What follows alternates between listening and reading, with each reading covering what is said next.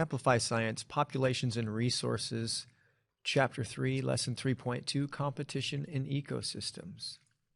So in the warm-up, we are introduced to another example of a food web, and they pose two questions to us, one multiple choice and one explaining our answer. When we complete that, we move back into the Jelly Population Explosion article, looking at our annotations, and they ask us a question that we should be able to respond to. Then we move on to step 2 in step 2, or part 2 of step 2. Maybe that'll help. We're introduced formally to the definition of competition with a diagram that we can use to discuss the effects of competition and where it would occur in this food web. And then part 3 of step 2, they formally introduce us to the definition of an indirect effect, showing us a cause and an effect, and then another effect, which they refer to as the indirect effect. To explore it more in depth, you are back into the simulation. So I have the simulation open already. And in this case, you're moving over and choosing the 6 populations model.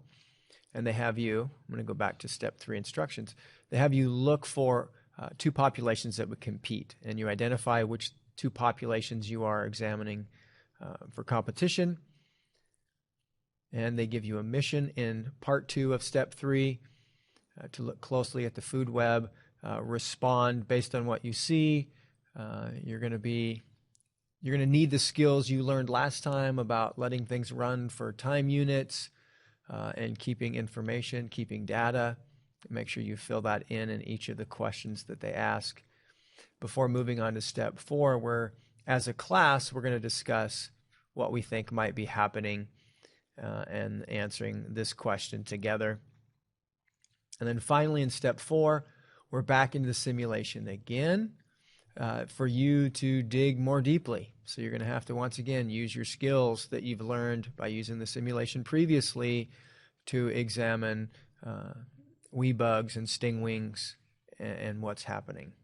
Okay, so this lesson a little bit longer, a little bit more time in the simulation. Hopefully you're gaining skills that you can use, and you're coming away with a little bit more about another way that ecosystems can be affected, and that is by competition.